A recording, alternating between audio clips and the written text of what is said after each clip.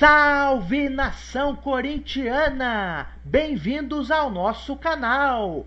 Vamos logo, sem perda de tempo, para as notícias do Timão! Vamos pra cima! Somos maiores que tudo e que todos! Vai, Corinthians! Agora, sem dúvida, voltando aí para o futebol, rodada péssima para o Corinthians, para usar uma expressão de um amigo num grupo de WhatsApp, e eu acho que ela não é exagerada, foi um empate com gosto de rebaixamento. Olha. Porque o Corinthians começa o segundo turno exatamente nas duas primeiras rodadas, que começou o turno horrível anterior, com 1 ponto em 2 partidas, só inverteu os adversários. Sim. Empatado com o Galo em casa, perdido para o Juventude fora. E se você olhar a tabela, e a gente sempre olha a tabela de classificação de baixo para cima com olhos muito voltados para os clubes tradicionais. Sim. Uma vez que o Grêmio já tirou o pé da lama nessa rodada. O Fluminense supera o Corinthians nos critérios de desempate nessa rodada. Muita gente com um jogo a menos. Qual é o primeiro ali que o Corinthians poderia pensar em puxar para baixo? Justamente o Juventude, o adversário que o Corinthians não teve competência para ganhar em casa, jogando com 2 homens a mais, desde os 15 minutos do segundo tempo. Vamos começar por esse jogo, então, ouvindo o treinador do Corinthians. O Corinthians volta ao Z4, como já colocou aqui o prof, com o mesmo número de pontos do Fluminense, mais uma posição abaixo. Fala, Ramon. E nos falta o gol. Nos falta el gol, creo que tuvimos un par de situaciones no muy claras, pero generamos bastante fútbol, pusimos bastante gente en ataque, pero el grupo no pudo resolverlo, que eso nos está pasando no este partido sino anteriormente. Creo que es una lástima porque vino la gente, apoyó, tuvimos un buen recibimiento. Era para que nosotros hoy tengamos un triunfo. No se pudo, tuvimos algunas chances, pero no muy claras. Creo que en el equipo de mitad de cancha para adelante no es clara. Sí tuvimos una desatención en el arranque rápido ahí, pero después se acomodó defensivamente y pudimos atacar casi los 90 minutos, pero no lo pudimos resolver. Bom, tá aí o Ramon com a visão dele, calça sobre o jogo, e assim, falar do meio para frente, não sei quão significativo é especificamente para esse jogo, né? A gente estava falando muito em solidez, em reconstrução defensiva, mas quando precisou vencer na sua casa, com 2 homens a mais, não consegue essa vitória. Bom, o Corinthians, o torcedor sabe que o Corinthians tem problemas. As contratações que foram feitas até agora, nesta etapa do campeonato, melhorou o nível no gol. O Hugo tem jogado bem. O Ramalho é um bom zagueiro, um zagueiro que tem um passe vertical. Ele é um zagueiro que consegue conectar com o meia. Sim, e o Corinthians falhou defensivamente, tomou um gol muito cedo. Isso aconteceu. Mas assim, as contratações do Corinthians, elas mexeram no gol, na linha defensiva, criaram um meio de campo fisicamente mais forte e mais combativo, e no ataque é zero. E não tinha ainda o Yuri Alberto, não tinha o Romero, então a escalação foi impossível. É um Corinthians, se ele não se reforçar no ataque, esta será a realidade até o final do campeonato. E não se sabe onde ele vai terminar, porque é um tanto lotérico. Este jogo o Corinthians joga, não dá muita certeza de nada. O que aconteceu? Juventude, o Jair Ventura, se fecha muito bem, time que vem de uma vitória sobre o Fluminense. A gente não pode esquecer isso, pela Copa do Brasil. Ele se fecha bem, usa os espaços que o Corinthians ofereceu, e aí é um lance bem polêmico, né? A gente pode falar dele até depois, só queria terminar de falar do Corinthians, o que está acontecendo. Quando ele fica com 9 jogadores, isso já aconteceu também quando ficou com 10, ele está fechadinho, todo mundo dentro da área, e o Corinthians tem os lados do campo. O Corinthians... Qual é a opção? O Wesley no mano a mano ou cruzar a bola? Com o Wesley ou do lado direito? Com o Fagner, depois com o Pedro Henrique. O Corinthians cruzou na área 34 bolas. 34. E o que acontece? Falta o quê? As triangulações, falta as conexões para entrar na área e criar uma zona de chute. Então é um Corinthians que fica preso nos lados, fazendo isso aqui, ó. É cruzamento o tempo todo. E numa dessas vai sair o gol. Um dos 34... acabou gerando o gol do Pedro Henrique. Mas foi um festival de desperdício pela estrutura que a equipe tem hoje. Então, sem novos atacantes, aí o Corinthians será esse aqui. Até o final da temporada, um pouquinho mais sólido, embora tenha tomado o gol, um pouquinho mais sólido, mas no ataque vazio. Os atacantes, eles não estão ali, né? Eu tô com calça, acho que falta atacante. Mas falta também algo antes ali, porque quando você tem 2 jogadores a mais durante 40 minutos quase, ou mais, é uma questão até de física e de ciência exata. Se você tem gente a mais, você vai atrair o cara, ficar tocando, quase que, falando no popular, fazer um bobinho, fazer o cara correr. E você tem mais jogadores, se você rodar a bola, eles vão se cansar. O Corinthians não consegue fazer esse toque, o Corinthians não consegue se aproximar. O Corinthians não consegue aproximar 2, 3 jogadores para fazer 2, 3 passos para gerar uma superioridade. Ele não tem nenhum mecanismo. Até a bola chegar no ataque é um problema. Ou depende de um Coronado fazendo alguma coisa, levantando uma bola. Depende de um jogador como o Wesley para ele tentar um drible para superar o adversário. Mas nunca é algo coordenado. Para chegar o jogador A, B, C, vão triangular e vão superar. Nunca é. Então falta também muito de organização. Você colocar só na conta de Juventude que travou o jogo, picotou o jogo ali no segundo tempo, reclamar de arbitragem aqui, acolá, se foi, se não foi uma coisa ou outra. Agora, o Corinthians em 40 minutos, você não olhou para ele e falou, tá amadurecendo, tá superando, tá chegando. O Corinthians, ele se posiciona numa área ele posiciona numa região próximo da área, que ele fica meio que fazendo aquele movimento em U, né? A bola vai lá, aí volta aqui, aí ela vai lá, volta aqui, ela só entra pelo alto, é só cruzamento. Aí triangulando, passando, não consegue. Então fica aquele arame liso. É uma falsa blitz no ataque. Você tem a sensação que o Corinthians está ali, mas ele não está exatamente incomodando, assustando, amadurecendo um gol. E aí, quando a gente pega o jogo contra o Atlético na semana passada, poxa, perdeu, mas tem algo positivo, né? Falta finalizar melhor.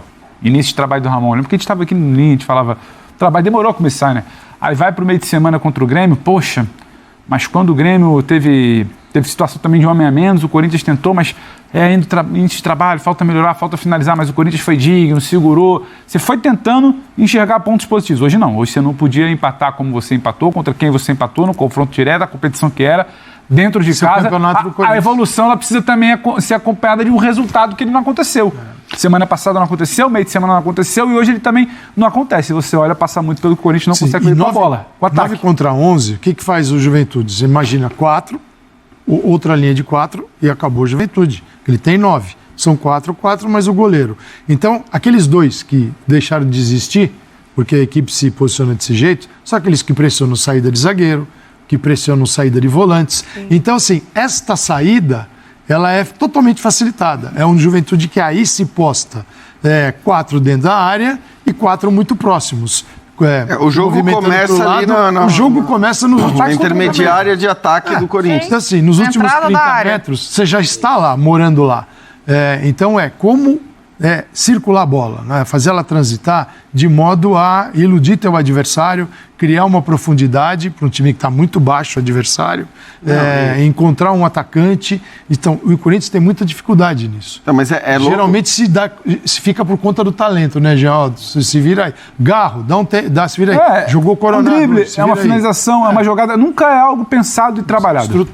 É por isso que não dá para concordar com o Ramon, que eu acho que faz um bom trabalho. O time entregou desempenho nas 2 últimas partidas, não entregou resultado, mas entregou um bom desempenho contra o Galo, e contra o Grêmio foi mais ofensivo que o próprio Grêmio, e aí quem tinha jogador a mais era o Renato Gaúcho, e não conseguiu desatar esse nó. Né? Não dá para concordar com o Ramon quando ele fala de uma forma simplista, só nos faltou o gol. Só falta o gol para quem procura de uma maneira mais coordenada o gol. Isso não aconteceu com o Corinthians hoje. O Corinthians, se teve chance de fazer o gol, foi em 2 chutes de fora da área, né? Um no primeiro tempo do Giovani, outro do Garro, que a bola bateu na trave. Fora isso, era o arame liso que o Pedro Ivo falou. Sim. E essa questão dos resultados, se você olhar o Corinthians em casa, o Corinthians só perdeu um jogo em casa para o Botafogo. Mas quantos empatou? Muitos empates. Nessa proporção de 3-1, é muito pesado. Para a classificação, para o momento, é muito pesado. Eu diria que hoje foi um empate imperdoável. Um empate que tem que ser pago ao longo da campanha, com outros resultados que cubram essa falta da vitória contra um adversário direto que é o Juventude. Acho que o Ramon sentiu isso, ele sabe lá disso. Da tabela, né, os 3 pontos em casa contra o Juventude provavelmente estavam somados por essa comissão técnica, né, Jean? E aí, assim, não sei quanto que dá para dar de desconto, talvez, pelo fato de o Juventude ter se armado para se defender depois que perdeu os seus homens, assim. Existe um olhar nesse sentido ou realmente o Corinthians teria também que ter achado essas soluções? Teria, Dani, porque é um fator facilitador para o Corinthians. Claro. Obviamente, ter 2 jogadores a mais, até pelo que o Calçade falou, quer dizer, você passa a jogar ali no último terço do campo apenas, né, a partir do campo de ataque, porque o Juventude está todo ali. Você tem jogadores de qualidade para jogar contra time dessa maneira, porque o Garro tem qualidade de passe, o Coronado tem qualidade de passe, o Wesley... Coloca o Bidon. Coloca o Bidon. O Wesley e o Giovani são jogadores, e a gente falava isso depois do jogo contra o Grêmio, olha aí como eles entraram bem e tudo mais, são caras com característica de quebrar linha, só que assim, foram todos muito mal. Aí eu não sei o quanto também o momento, né, o peso, e aí principalmente para os jovens jogadores. O Wesley foi muito mal, né? E aí, assim, a gente sabe que esse garoto tem qualidade, tá muito claro, e o começo dele no Corinthians deixou clara a qualidade dele, tanto que é um jogador que interessa inclusive para clube da Europa.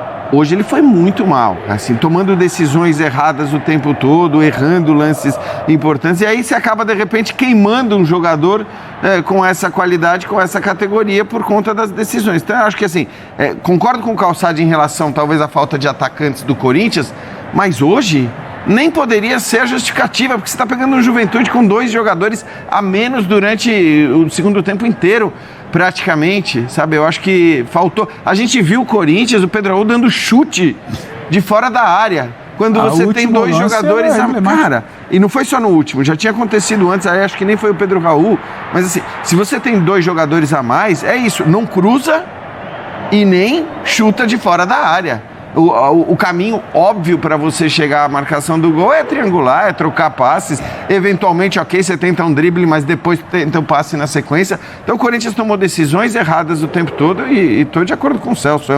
É um resultado, assim, é muito peso de derrota, sabe? Assim, esse empate contra um adversário direto na briga pelo rebaixamento, porque é um adversário volta direto. Ao Z4, né? Pelos outros volta resultados. Ao Z4. Depois de um momento de empolgação, né? Que a gente sabe que muitas vezes esses momentos positivos trazem confiança, trazem paz para trabalhar, né? E olha, nesse aspecto é bom dizer que a torcida do Corinthians realmente ela não enche o saco durante o jogo. Depois, aí você vai começar a pressionar, você vai começar a invadir CT, porque isso ela faz bastante também. Né? Gosta de uma gosta de mas durante o jogo o comportamento é de apoio, hoje, né? Exatamente. A vaia veio jogo, exatamente depois do apito final. Só depois do apito final. Aí vieram os apupos, como diriam. Porque é o seguinte, né? Assim, 20 invadem, mas tinha 43 mil hoje, mais uma vez. Né? Em termos de percentual de ocupação do estádio, é o maior percentual do Campeonato Brasileiro, ou seja, está sempre perto do limite. E a galera vai com o time nessa situação. Não é que estão vendo o Corinthians numa possível classificação sul-americana ou Copa do Brasil. Não, é um jogo que tem que remar muito. E aí falta para mim estrutura para abrir uma defesa, estrutura tática e jogador. Porque a estrutura, sim, você tem 2 linhas de 4, né? O que você faz quando tem mais jogadores em relação ao adversário? Você alarga o campo, joga bem nas extremas, para ou a defesa sai ou ela te dá espaço. Se ela sair para marcar, legal. Se vier jogador do meio de campo para marcar na lateral, é porque a entrada da área ficou descoberta. Ou o lado oposto está descoberto. Aí tem que ter um pouco mais de paz, inteligência para jogar nos espaços que são criados. E o time tem que fazer isso, criar o espaço. E fica, às vezes, na afobação. A afobação é o quê? É bola na área, bola na área, bola na área. E 34 cruzamentos. Isso é o desespero, isso é o retrato do desespero. Porque não é só, Dani, eu entendo que está faltando 5 minutos, qualquer time no mundo vai me enfiar a bola na área. Claro, mas foram 42. O problema é esse, não havia motivo para desespero, porque eu acho que assim, quando começa o segundo tempo, começa com o gol de empate. Aí você já fala, bom, empatou o jogo, um jogador a mais, agora a bola no chão. Agora não, agora é questão de tempo, o Corinthians vai fazer o segundo. Aí você tem um outro jogador expulso. Aí você passa a ter o jogo empatado, 2 jogadores a mais. Então, aos 11 minutos, Qualquer um de nós aqui que pedissem para apostar quem vai ganhar esse jogo, todo mundo ia cravar que o Corinthians seria o vencedor. Então, assim, naquele momento nem se justificava o desespero. É o que o Calçade falou. O desespero, ele se justifica faltando 5 minutos. Se tá a 40 do segundo tempo, aí beleza. E aí a gente viu também esse desespero. Só que parece que o desespero começou aos 15. Será, Jean, que em vez de desespero, não é falta de repertório? Não é um time que se desespera porque está ciente. É uma ansiedade que por saber da dificuldade ali. Falta repertório. O Ramon tudo bem, chegando agora, mas faltam caminhos, falta cognição ali. Porque eu acho... Lembra calma, Pedro, não tá? Porque assim, existe qualidade nesse Corinthians, ok, não é o melhor elenco do país. Individual. Mas existe qualidade individual. O Bidon é bom jogador.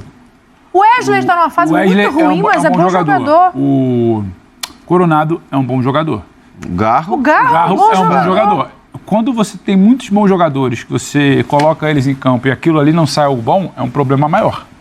E aí, quantas vezes a gente sentou aqui para falar esse time tal, e a gente pode falar de Palmeiras em algum momento, ou o Galo de algum momento, ou o Flamengo, esse time tal parece que ele tem uma tranquilidade porque ele sabe que vai achar o caminho do gol em algum momento. Esse time tal parece que ele está tranquilo porque em algum momento...